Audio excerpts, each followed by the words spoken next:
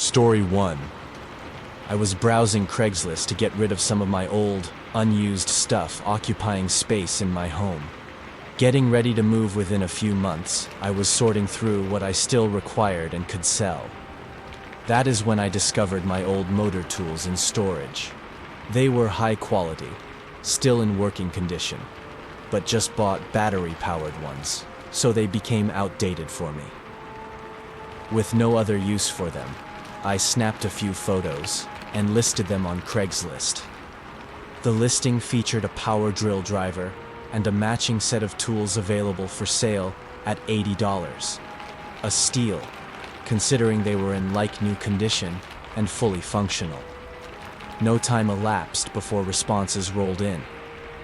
Within the hour, I had 2 responses. A woman emailed, offering $50, which I graciously declined. The second purchaser was also very interested, offering to buy the tools that evening at the price given. I agreed to meet them at 5 o'clock if they came to pick up the items. As a security precaution, I never invited people to come to my home. Instead, I took the items outside my driveway and conducted business there. My street was sufficiently populated, with a respectable quantity of people walking by, so I wasn't concerned with anyone trying anything mean during the daylight. As ever, I planned on going out into the driveway at 5, tools in hand, in hopes of making the exchange short and sweet. Well before 4:30, though, came an unexpected knock at my door. I looked out and saw a man there, with his red car parked in my driveway. I opened it a bit and asked him who he was. He explained that he was there for the tools on Craigslist and said sorry for showing up so early. I told him to just wait in his car for a minute, as I wasn't ready yet. He hesitated, more awkwardly than necessary for the situation, but turned and went back. I retrieved the tools out of sight once he was gone, and waited for him at the top of the driveway. I'd left an outside outlet handy so he could inspect the tools, and he appeared pleased with their condition. "How about $20?" he asked, holding the drill. "80 was the offer," I said nicely, even though I was a bit irritated since he'd already agreed to take the whole amount. "I can give you a little discount, but 20 is too low." Without so much as a word in my direction, he dropped the drill, returned to his car, and departed. I was left perplexed and annoyed, having been led around in circles and wasted my evening. I hauled the tools back indoors and tried to shake the remainder of my night from my system, calling the whole experience an inconvenience. At least, I told myself. Some hour or two afterward, I strolled by my front windows and saw that same red car. It was parked several houses along the street, 3 houses from mine. I looked, trying to confirm if it was his, but the car had no occupants, so I couldn't be certain. I talked myself into thinking it was likely a coincidence and continued with my evening, preparing dinner and watching television. But then, there was another knock on the door. I was startled and stayed still, opting not to answer it, hoping the person would go away. Of course, my mind immediately went to the guy from the first knock. 30 seconds went by before there was more knocking. "Hey, it's me! I made up my mind I'll take the tools! I've got the money!" He bellowed on the other side of the door. I didn't believe him for a second. It dawned on me that the car I had seen some time back was probably his, so that he must have been waiting around my place for hours. I was silent, grabbed my phone, and called the police, informing them his name and the color of his car. He kept yelling that he needed to buy the tools, but then remained silent for 1 minute. I stood next to my couch, looking in the direction of the front door, not knowing my next action. Another minute passed. The police were on their way and would soon be there, so I was safe enough to look out the window beside the door. There was a massive thud on my house side, followed by swishy leaves and disappearing footsteps in the distance. I sprinted to the window and could see the man limping down the street to his car. The police arrived just as the man reached halfway down the road, and he was brought to an abrupt stop. To my surprise, he admitted to a great deal. He said he had intended to steal from me but was unable to get in because I refused to let him into the house, putting a damper on his plan. He also admitted he had attempted to climb a tree along the side of my house so that he could climb onto the roof, but underestimated the leap and crashed into the wall, hurting his leg. What sent shivers down my spine was that he was wielding a knife, and the roof that he jumped for was directly beneath my second-story window, which, it turned out later, was open. If he had succeeded in jumping, he might have gained entry. He swore that it was just an attempted robbery, but talk is cheap. I stopped using Craigslist after that. Even now, I make sure to lock all the windows in my house, even those that I feel no one could ever access. Story 2. A few years back, I visited Craigslist to search for a room for rent. I was in search of a house that I could share the rent with 1 or 2 people. While searching for a week or more and calling a homeowner twice on the phone, I came across a home which seemed perfect for me. The owner himself, my future roommate, also appeared to be a nice, regular guy my age. He explained the house extensively, how it was to live there, and we clicked well in our conversations. Everything was just perfect, and I was geared up to move. Since I didn't have a lot of belongings to transport, I loaded my belongings into the trunk of my car, and within days, drove 30 minutes to my new home. The house was situated outside the main town area, back in the woods with a very, very long driveway that set way back from the road. When I arrived, however, the house wasn't so much as I'd envisioned. It was a wooden structure, clearly passed down from the owner's parents, and looked to be more than a century old. The Craigslist photos had shown a modern interior, so I had anticipated that major renovations would have been done. I left my things in the vehicle and went up to the door and knocked. Aaron, the owner, greeted me and gave me a walkthrough. While the exterior wasn't impressive, the interior was a shocker. Clean, well cared for, and newly refurbished. I was elated with the layout and moved my stuff over that evening. The first few days passed without a hitch. It didn't even feel like I'd found the place on Craigslist. It felt like house sitting with a friend. Aaron was at work in town, so he was gone for the majority of the day, and I was at home working, with the house to myself. Well, nearly myself. There was one door that was always kept locked. I didn't think it was any concern of mine and never mentioned it to Aaron, though it did arouse my curiosity. It seemed to lead to a basement, which was strange since Aaron had informed us that the house was 1 level and made no mention of a basement. It wasn't until a couple of more days passed that something out of the ordinary happened. One evening, Aaron returned from work and prepared fast food for supper, then went to bed early for the next day. I woke up a bit later than normal before going to bed myself. I was lying there not able to sleep for no particular reason at all. It was one of those restless nights. After a while, I heard the creak of Aaron's bedroom door open. With nothing to focus on, I strained to hear, but silence reigned. 2 or 3 minutes passed before I detected stumbling footsteps down the corridor leading to my room. When he passed my door, he stopped. He leaned against the door, and the floorboards creaked quietly, and there was a quiet thud. He stayed there for what seemed to be forever, although I could not see how long. After a while, he went away, not up to his room, but down toward the main hallway, and I could hear the opening and then closing of some door. I had no idea what to do with it. The whole experience was disturbing and unsettling, but I knew Aaron for some years now, and hadn't ever considered him to be strange. Where did he go, and what was he doing?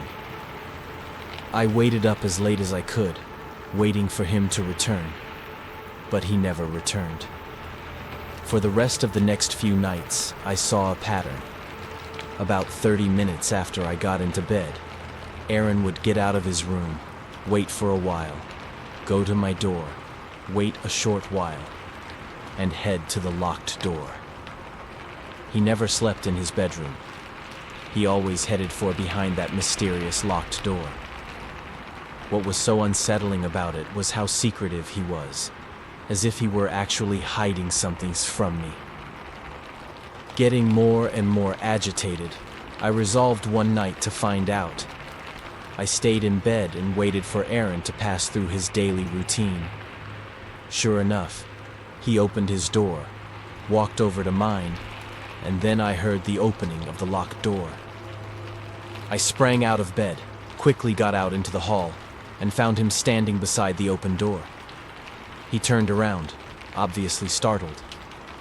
"Hey, is something wrong, Aaron?" He just glared at me, eyes glaring with shock I'd given him. "Why keep going to that door every night?" I asked forcefully, getting frustrated. We were standing on either end of the long black corridor, and I felt something was not right. We didn't move for a second, but I stepped forward again. "Aaron!" I called out, and as soon as my voice had escaped, he sprinted around the corner, ran to the back door, opened it, and ran into the trees. I followed him to the back door, watching as he disappeared into the black trees. I was shaking, shocked at what had just happened, my head spinning with questions that could never be answered. I shut the back door, grabbed a knife from the kitchen, and approached slowly the door Aaron had opened. It was indeed a basement, but no light switch, and it sure hadn't been disturbed by the renovations above. The walls were wooden and old and rotting.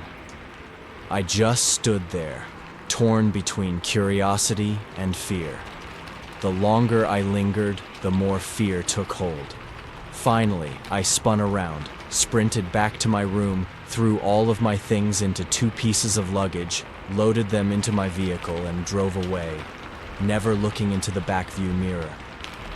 I never once talked to Aaron again, and he never phoned or reached out to me either. I did not know what was occurring with him or what he was doing within this residence, but I had no interest in any of it.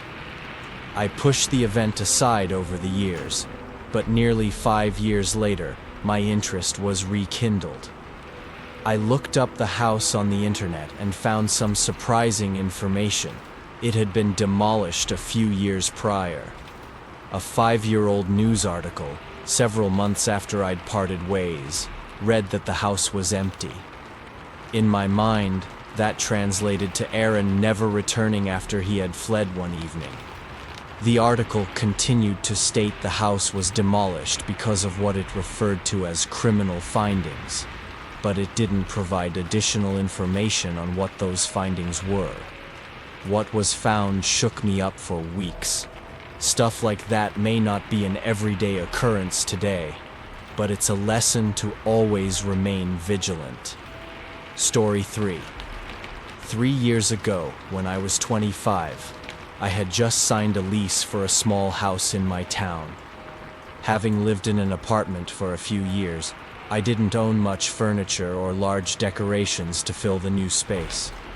I had a decent-sized couch and a TV stand, but the small TV I owned was better suited for my bedroom due to its size. Since I was on a tight budget, I turned to Craigslist to find an affordable, larger television for my living room. I browsed several listings for flat-screen TVs, but most were too expensive and far fancier than I needed. I wasn't picky about picture quality. I just wanted something big enough to fill the empty space in my living room. After some searching, I found a listing that seemed perfect. A cheap, large TV described as being in working order. It was an older flat-screen model, probably from a decade ago. Back then, these were considered flat screens, but compared to modern TVs, they were bulky, about 3 to 4 inches thick, and quite heavy. I emailed the owner and kept looking for other options, but nothing else caught my eye. I crossed my fingers, hoping this TV would work out. The next morning, I got a reply from the owner, who introduced himself as Mitch. He was eager to show me the TV and asked when I could come by. Something about his email struck me as overly enthusiastic, which made me slightly uneasy, but I brushed it off, assuming he was just a cheerful older guy. I told him I was free any evening that week after work at 6, and he suggested 6:30 the next day, including his address and, oddly, a Google Calendar invite for an event labeled Craigslist TV. I accepted the invite, though I found it strange and unnecessary, but it didn't seem like a big deal.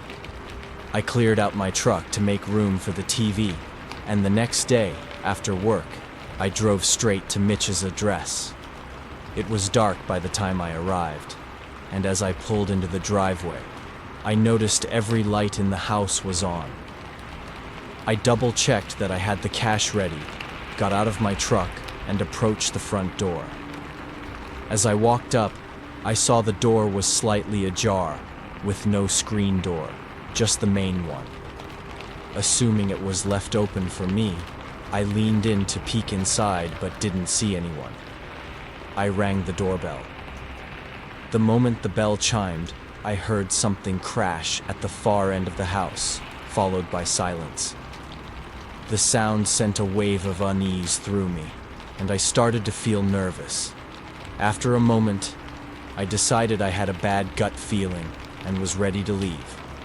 But then I heard footsteps, and the door opened a bit wider, revealing a man standing partially behind it.